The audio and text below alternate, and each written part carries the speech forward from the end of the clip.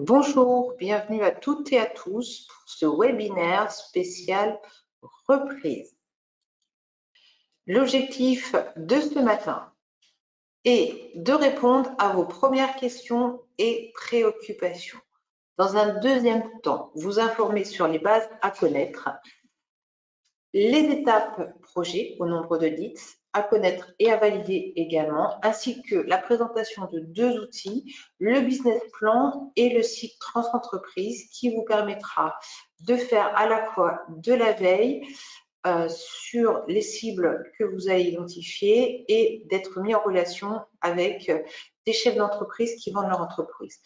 Et également, vous proposer un accompagnement sur mesure qui est vraiment la clé de réussite du montage de votre projet. Première étape, préparer votre projet. Donc, ça passe par la définition de votre projet, le ciblage, l'accompagnement ainsi que la formation. Donc, la définition du projet. Déjà, dans un premier temps, vous allez regarder autour de vous, donc ce qu'on appelle votre environnement, soit économique, les secteurs qui sont surtout économiques favorables, les pistes pour trouver où élargir ces idées et votre réseau. Bien évidemment, avant ça, vous allez partir de vos aspirations, c'est-à-dire vos motivations, votre projet de vie, vos objectifs aussi professionnels et personnels, en n'oubliant surtout pas de prendre en compte vos contraintes, à la fois temps, financières, familiales et personnelles. Et puis, vous avez une troisième dimension dans l'aspect du projet, ce sont les ressources. Ça va être vos compétences, votre savoir-faire et votre savoir-être, vos capacités et vos finances, bien évidemment. Et au croisé de ces trois chemins, c'est ce qu'on appelle la zone de cohérence de votre projet de reprise.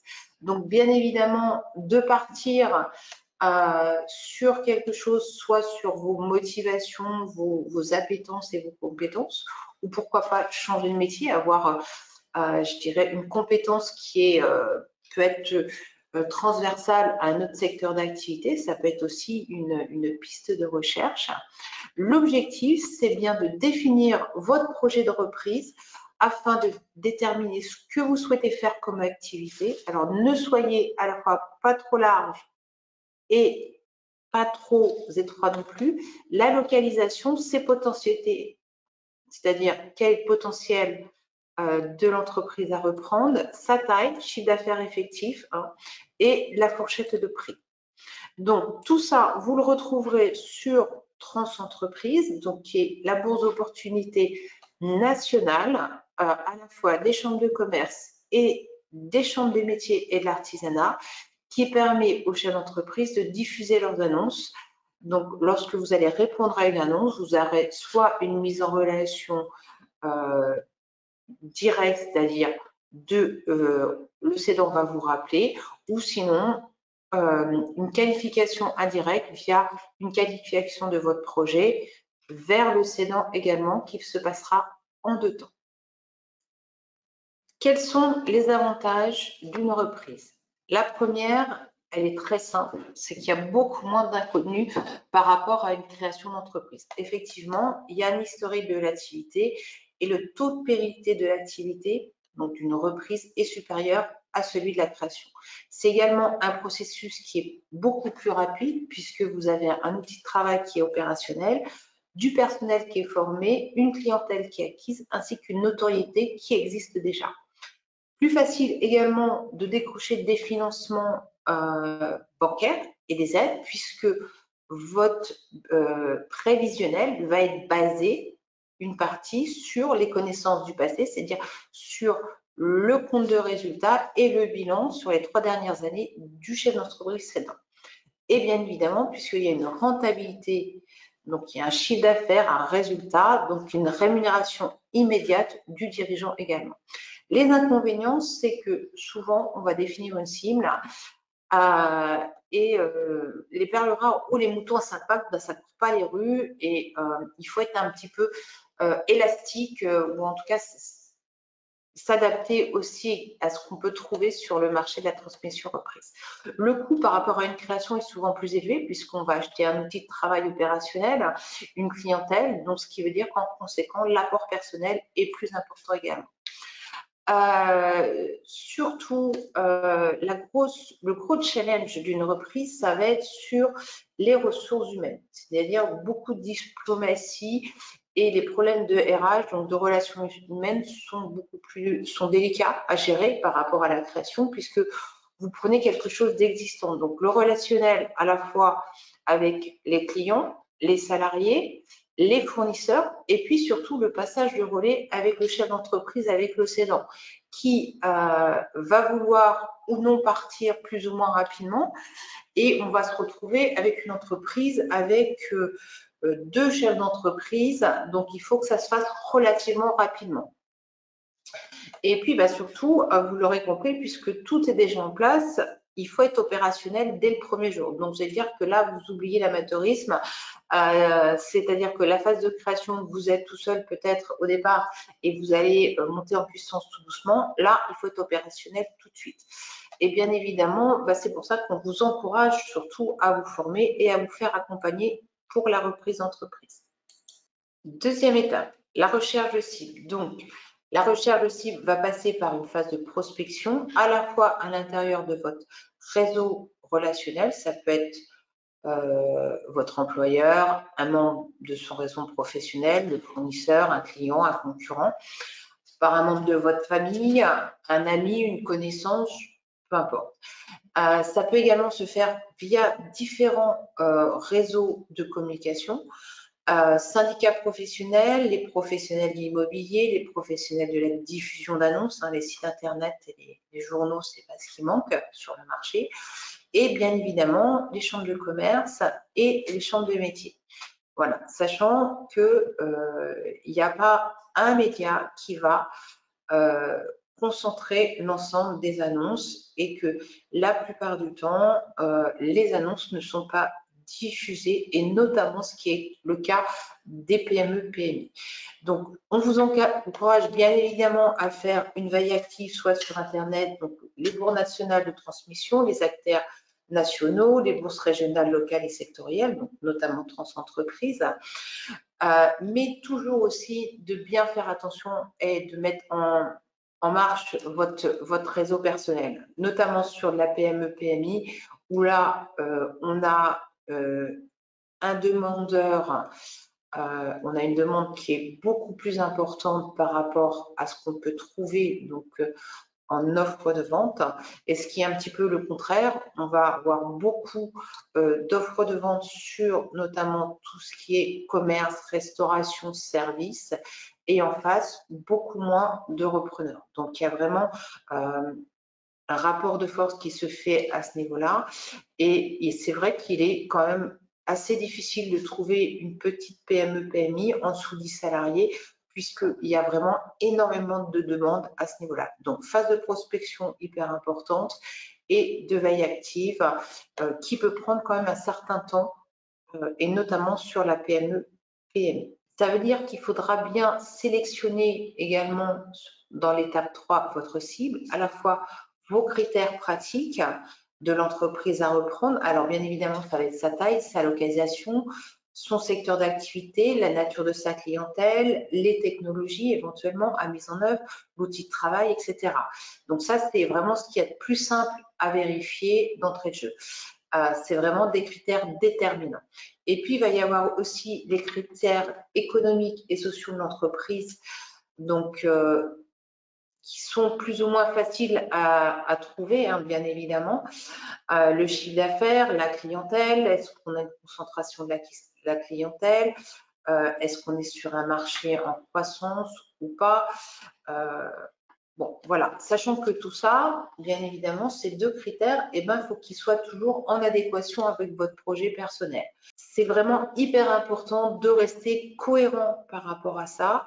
Et puis, une fois que vous avez sélectionné votre cible, de montrer votre professionnalisme vis-à-vis des professionnels, que ce soit le chef d'entreprise ou par exemple des cabinets d'affaires, pour vraiment manifester votre intérêt, bien évidemment, et puis surtout, qu'est-ce qui vous motive? Voilà, ça c'est vraiment la phase hyper importante qui est essentielle, hein, puisque si vous choisissez la mauvaise cible, forcément vous allez perdre du temps et le chef d'entreprise va également perdre du temps, donc ce qui peut décourager les deux parties. Donc la phase 4, et qui est primordiale aussi également, c'est la rencontre avec le chef d'entreprise.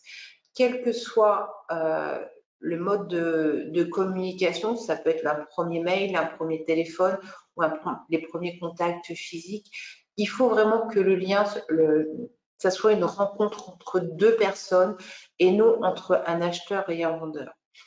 Ça, c'est hyper important. Pourquoi? Parce que c'est ce qui va vous permettre de collecter des informations, et plus il y aura une relation de qualité, une communication de qualité entre deux personnes, plus vous aurez des informations, et des informations qualitatives et quantitatives.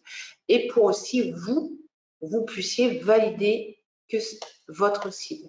J'insiste sur la rencontre avec le chef d'entreprise. Vous rencontrez une personne qui a passé des années, qui a mis beaucoup d'énergie à créer son entreprise. Intéressez-vous à lui, à son projet de vente, à son travail, avant de lui demander des chiffres. Je sais que votre premier réflexe, et je le comprends tout à fait, c'est de vous rassurer sur les chiffres. Mais n'oubliez pas, lorsque vous rencontrez une personne, la première chose que vous allez lui demander, c'est vous gagnez combien, en quelque sorte. Donc, avant de lui poser cette question, installez quand même cette relation humaine qui vous permettra d'avoir des informations qualitatives et quantitatives, et surtout de vous faire vraiment une opinion, et vraiment là, vous posez les bases de la négociation d'une reprise, même si derrière, vous n'allez pas jusqu'au bout, c'est vraiment primordial. C'est le point névralgique d'une rencontre. Donc, pensez bien, vous rencontrez un cédant pour la première fois, vous rencontrez une personne, voilà, installez le lien avec lui, gagnez aussi en crédibilité et installez vraiment cette relation humaine qui vous permettra après d'aller demander des informations beaucoup plus précises et chiffrées.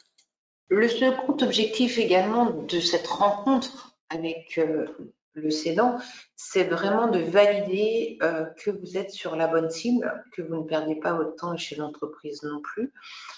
Et puis, de voir également quelles sont les motivations et le timing du chef d'entreprise, hein, sachant que la rencontre peut se faire en plusieurs étapes. Hein. Vous n'aurez peut-être pas les informations du premier coup, mais soyez patient. N'oubliez pas que le chef d'entreprise, lui, il est vraiment dans la production, et donc il doit faire tourner sa boîte et en même temps s'occuper de son projet de cession, donc qui est aussi un projet qui prend beaucoup de temps pour un chef d'entreprise. Donc patience, rencontre humaine, et je dirais que c'est aussi les premiers contacts, c'est le début des premières négociations également. 5e étape, diagnostiquer et évaluer votre entreprise. Donc, 1. Tous les diagnostics internes et externes de l'entreprise qui aboutissent sur un retraitement économique des informations reconnues et à couper. Étape 5, diagnostiquer et évaluer votre cible.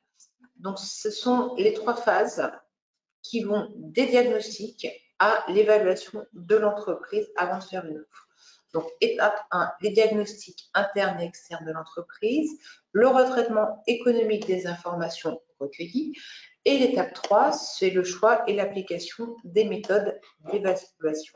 Les objectifs, c'est bien de déterminer les points forts et les points faibles de l'entreprise, d'évaluer également les risques et les opportunités d'un marché, et d'apprécier les éventuelles décotes ou surcotes à retenir dans le cadre de l'évaluation ou les raisons d'abandon du projet, d'identifier également les causes des faiblesses de l'entreprise et les menaces du marché, et enfin d'envisager des corrections directives. Donc, les diagnostics de l'entreprise, étape importante également. C'est-à-dire que au fur et à mesure des échanges avec le chef d'entreprise, vous allez aborder différents termes. Donc ça, c'est vraiment ce qu'on appelle le diagnostic interne sous l'aspect des ressources humaines, c'est-à-dire qui fait quoi dans l'entreprise, la pyramide des âges, le type des contrats, l'ancienneté du personnel, quels sont les avantages en nature, par exemple, les traditions ou les pratiques dans l'entreprise. L'analyse forcément de l'outil de production, hein, hyper important dans l'industrie, sur l'état des machines, la vétusté, est-ce qu'il y a des maintenances, hein, ça peut être sur, par exemple, sur des véhicules aussi, hein, les locaux, l'emplacement, la qualité, sécurité, environnement, l'importance du système de qualité, de la politique qualité, des stocks, etc. Sur l'aspect commercial, ça va être vraiment l'analyse, certes, du chiffre d'affaires, mais comment est composé ce chiffre d'affaires? C'est le poids de chacun des clients.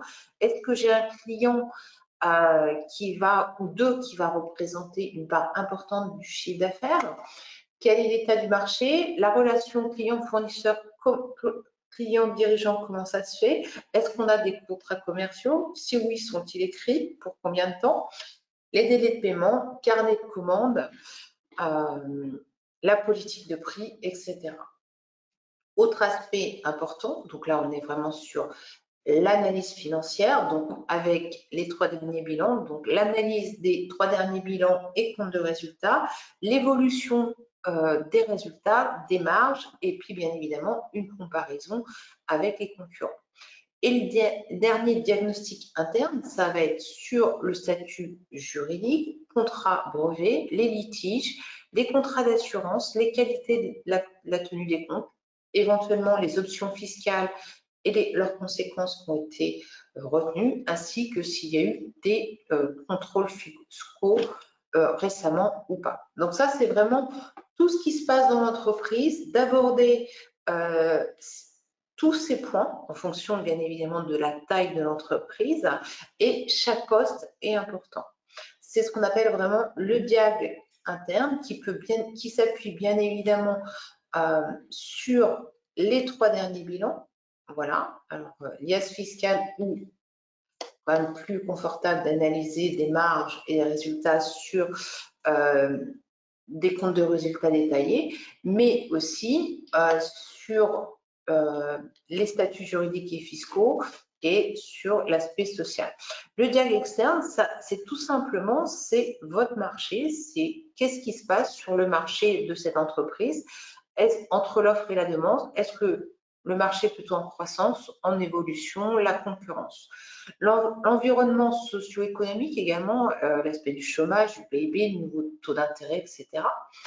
L'intérêt législatif et réglementaire, et c'est une évolution, ainsi que l'aspect technologique et l'existence de différentes perspectives, éventuellement de produits de substitution. Donc, si vous voulez, l'objectif, et notamment sur le diagnostic interne, c'est de faire des retraitements économiques, c'est-à-dire de supprimer par exemple des non-valeurs.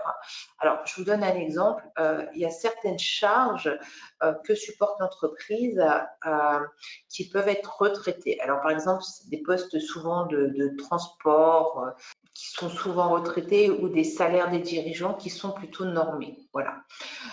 L'objectif derrière, c'est bien d'évaluer le fonds de commerce, le brevet et les marques, retraiter des valeurs d'actifs immobilisés, hein, donc c'est-à-dire dans votre bilan, vous pouvez avoir des installations ou du matériel qui a une valeur nette comptable qui est égale à 0, mais c'est pas pour ça qu'elle n'a pas une valeur sur un marché de revente et qu'elle n'est pas en bon état. Je vous donne l'exemple, par exemple, d'un piano en restauration. Un piano va être rapidement amorti, donc avec une valeur nette comptable de 0, mais la durée de vie d'un piano, c'est bien au-delà de sa durée d'amortissement.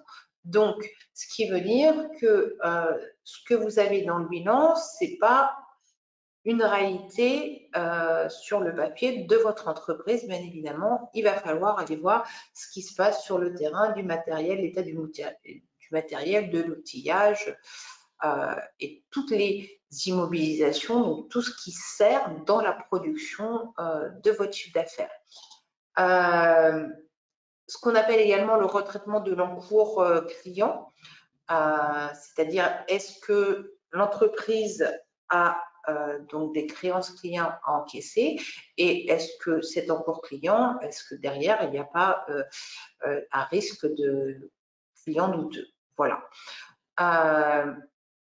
C'est ce qu'on appelle aussi la correction du passif et du compte de résultat pour vraiment déterminer en fonction de votre cible les meilleures méthodes d'évaluation. Sachant qu'en termes de méthode d'évaluation, on a la première grande méthode qui est la méthode patrimoniale. L'entreprise vaut sur ce qu'elle possède. On a les méthodes de rendement sur ce qu'elle rapportera et les méthodes de comparaison où on fait une comparaison par rapport à une autre. Sachant que on va choisir plusieurs méthodes souvent. On va faire une combinaison de plusieurs méthodes afin d'avoir un minimum, maximum, une fourchette sur des évaluations. Il n'y a pas une seule méthode qui est plus vraie qu'une autre. Ancestralement, on utilisait, et on utilise encore le chiffre, les pourcentages, notamment dans le commerce, un pourcentage du chiffre d'affaires, sachant que cette méthode est en déconnexion totale avec la valeur de la rentabilité, c'est-à-dire l'entreprise, qu'est-ce qu'elle dégage comme bénéfice ou comme argent pour notamment financer le rachat de l'entreprise, c'est-à-dire l'emprunt bancaire et rémunérer le dirigeant. Donc, je dirais, quelle que soit la méthode, il ne faut pas oublier une chose, c'est que lorsque vous avez recours à un emprunt bancaire, ça va être la banque, finalement, qui va aller plus sur des méthodes de rendement et sur ce qu'elle peut dégager comme liquidité, surtout pour s'assurer que l'emprunt sera bien remboursé par vos soins. Voilà. Donc, il n'y a pas une seule formule, il y en a plusieurs. Les méthodes d'évaluation vont aussi être en fonction des secteurs d'activité. Il n'y a pas une seule méthode, il y en a plusieurs. Gardez bien à l'esprit qu'en tant qu'entrepreneur, sur une reprise classique, on va vous demander entre 20 à 30% d'apport et que le reste sera en financement d'un emprunt bancaire. Donc, la problématique actuelle de l'évaluation, bien évidemment, est liée à l'impact et aux conséquences de la crise sanitaire, à la fois sur la valorisation, mais aussi sur le financement de la reprise. Certaines ont été impactées favorablement, c'est-à-dire ont développé le chiffre d'affaires, et d'autres, malheureusement, ont une diminution, voire un arrêt de production important.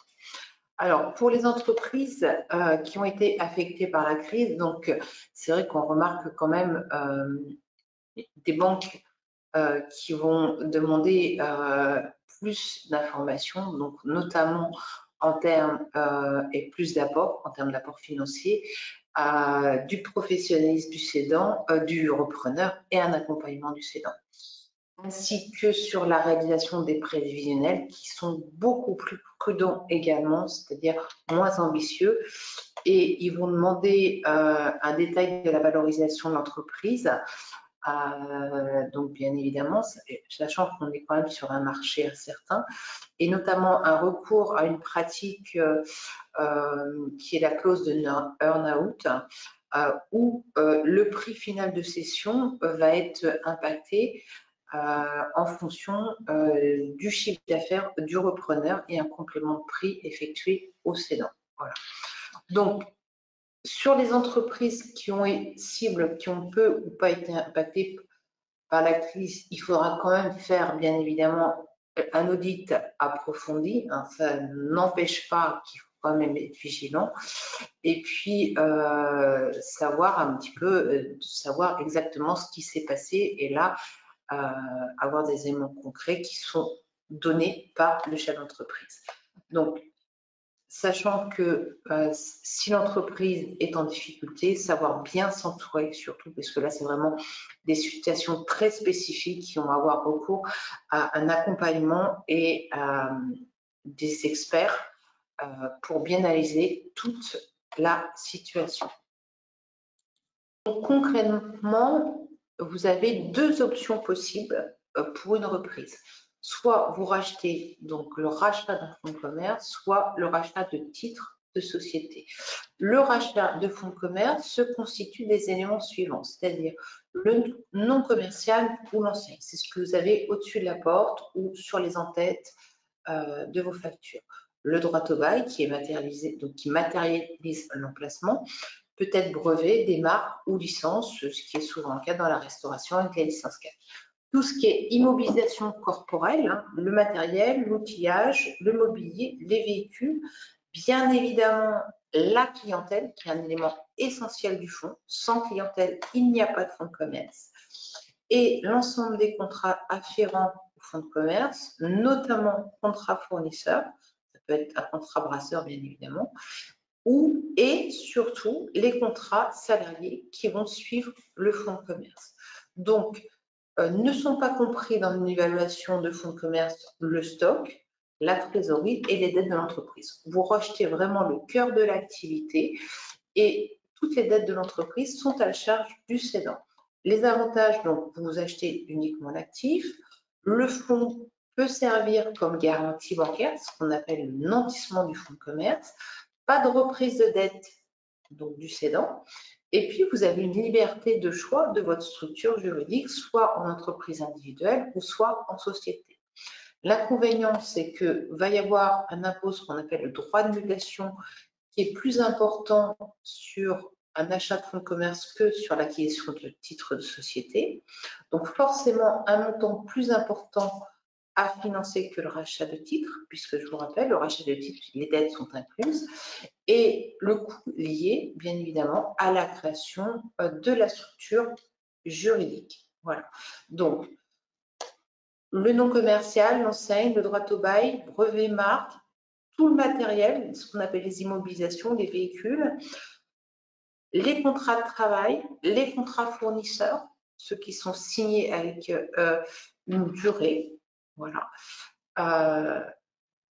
et les contrats clients, s'il y en a, qui sont également signés pour une durée, pour l'ensemble des contrats. Voilà, ça c'est la notion de fonds de commerce. Le rachat de titres, donc comprend l'ensemble des éléments d'une entreprise, donc c'est-à-dire l'actif, ce que possède l'entreprise.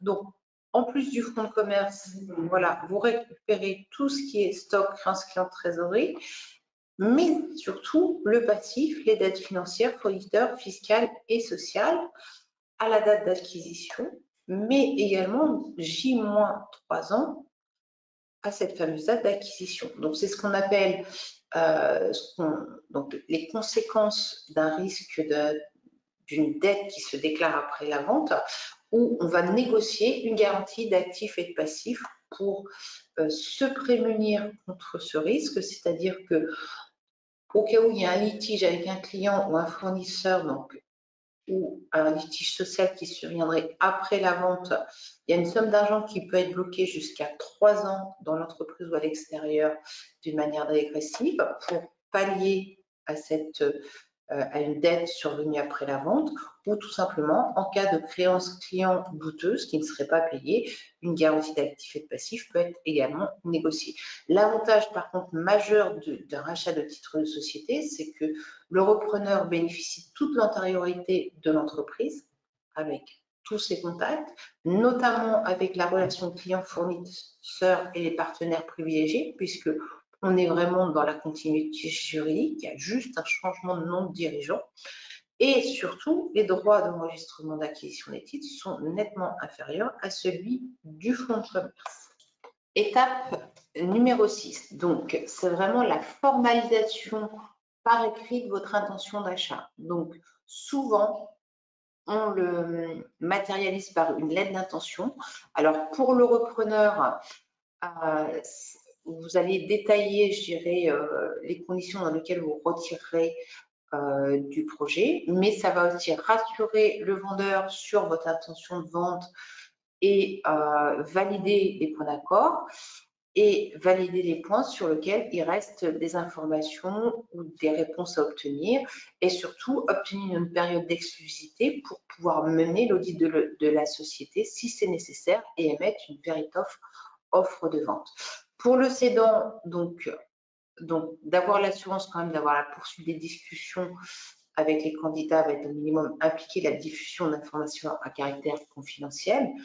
Et puis donc en face de plusieurs candidats, il peut également engager une exclusivité, sachant qu'un devoir de bonne foi pèse dans les deux parties. Donc l'objectif de cette lettre d'intention, c'est de rassurer les deux parties, de mettre un maximum d'informations sur les points d'accord et sur les recherches à effectuer pour réaliser notamment les audits, vérifier les informations communiquées par le cédant et vérifier pour vous si le prix de cession n'est pas surévalué.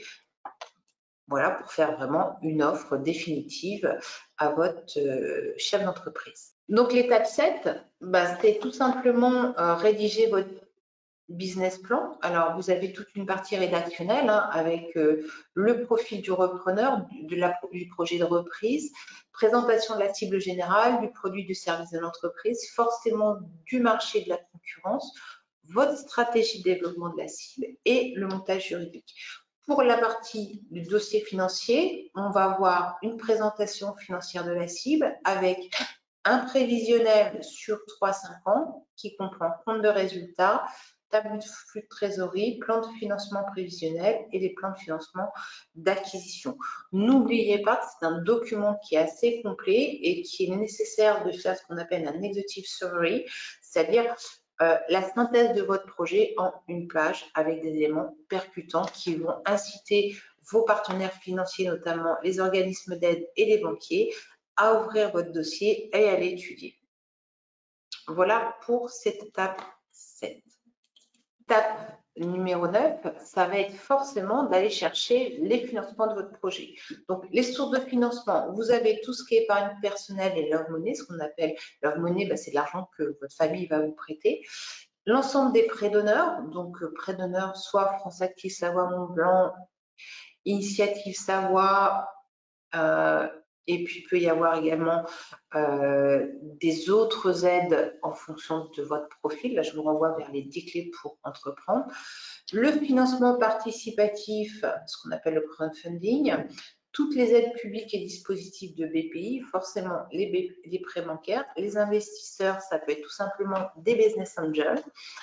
Les crédits vendeurs, voilà, on a vu que c'est quelque chose qui se pratique de plus en plus, c'est-à-dire une partie du bien, le vendeur vous fait crédit ou vous donne un délai, notamment pour le paiement des stocks, et puis il va y avoir une garantie sur l'emprunt bancaire. Donc sur l'ensemble de la partie des financements et des garanties, donc la règle est relativement simple, lorsqu'on achète un fonds de commerce, il faut avoir un apport personnel, on est entre 20 à 30%, ça peut aller plus suivant certains secteurs d'activité. Pour les reprises d'entreprise par rachat d'holding avec montage de holding, c'est un petit peu différent, ça dépend de la structure de l'entreprise cible, mais forcément il faudra un apport personnel du repreneur de façon à ce que derrière il y ait un levier avec les prêts d'honneur et l'emprunt bancaire et les différents financeurs. Voilà un petit peu la structure à ce niveau-là. Une fois que vous en arrivez là, vous arrivez sur la signature du protocole d'accord ou du compromis de vente. Et quand l'ensemble des conditions suspensives vont être dégagées, et ça équivaut à votre acte de cession puisque c'est vraiment là où tout est indiqué en détail et notamment vos garanties d'actifs et de passifs si vous rachetez des titres. La clause d'earn-out, c'est-à-dire un complément de prix, vous fixez, donc le cédant vous fixe un prix et si vous atteignez votre objectif, il y a un complément de prix qui est fait, ce qui fait que ça peut étaler également le paiement du prix de vente. C'est des choses aussi qu'on voit en fort développement depuis la crise sanitaire. Attention à cette garantie d'actifs et de passifs qui doit être vraiment, pour leur achat de titres, extrêmement bien rédigée. Et bien évidemment, ça passe par un avocat. Là, c'est vraiment obligatoire, pas d'improvisation à ce niveau-là. Étape 10, accomplir les passages de relais avec succès. Alors bien évidemment, il faut que vous appliquiez ce que vous aviez envisagé, ce qu'on appelle le plan de reprise. Gérer surtout les passages de relais qui peuvent être délicats, notamment avec les clients, les fournisseurs, les salariés et le cédant. Et puis, vous allez avoir tous les imprévus. C'est pour ça que nous, on a vraiment, dans l'accompagnement, on vous incite vraiment à anticiper un maximum de choses, à vraiment vérifier tous les points de façon à ce que vous soyez le plus à l'aise possible dès le départ pour gérer ces fameux imprévus, sachant que vous avez déjà des solutions qui sont déjà prédéfinies sur les choses que vous pouvez déjà prévoir ensemble. Et pour conclure, je vous propose un petit peu les 10 commandements de la reprise d'une réussite. La réussite, 1, c'est de la préparation de votre projet de reprise. 2, c'est d'opérer une sélection rigoureuse des entreprises cibles. 3, créer un climat qui est vraiment propice au consensus, notamment avec le chef d'entreprise. La première rencontre, c'est primordial. Être organisé dans la négociation, bien évidemment, toujours garder l'initiative des débats. Prendre en compte l'affectif du cédant, l'attachement de son entreprise, toujours le respect des parties adverses, prendre en compte la notion du temps et faire preuve de patience. On n'a pas du tout la même notion du temps du côté du repreneur et du cédant. Surtout bien s'entourer de conseils spécialisés et assurer le leadership dès les premiers jours. Ça, c'est vraiment hyper important. Et enfin, un petit focus sur nos missions. Donc, nos missions à la fois d'information, ça va être de la réception découverte, ici à la CCI ou par téléphone, où en 10 minutes, on va répondre à vos premières questions. En complément de ce webinaire, je vous invite à visualiser les 10 clés pour entreprendre qui vont détailler d'autres points qui ne sont pas vus qui sont juste évoqués dans celui-ci. Vous avez donc une partie formation, les 5 jours pour entreprendre, pour reprendre, et d'accompagnement individuel à la fois sur l'accompagnement du formatage du projet et également l'aide à la recherche de financement, possibilité d'avoir un crash test, c'est-à-dire une présentation à prendre devant un collège d'experts, un accompagnement numérique, ainsi que tout ce qui se passe au niveau des formalités, la création donc, de votre entreprise, un club d'entrepreneurs et des ateliers également et formations sur l'accompagnement individuel. Donc voilà, ce webinaire spécial reprise a décrit brièvement les étapes vraiment essentielles à un projet de reprise. Je vous invite également à visualiser les 10 clés pour entreprendre.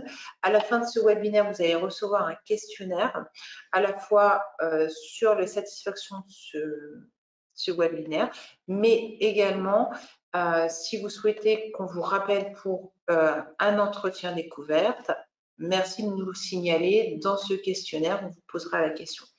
On vous enverra sous 48 heures le PowerPoint ainsi que le business plan. Je vous remercie beaucoup de votre attention et je vous dis, j'espère à bientôt pour la prochaine étape de votre projet. Au revoir et à bientôt.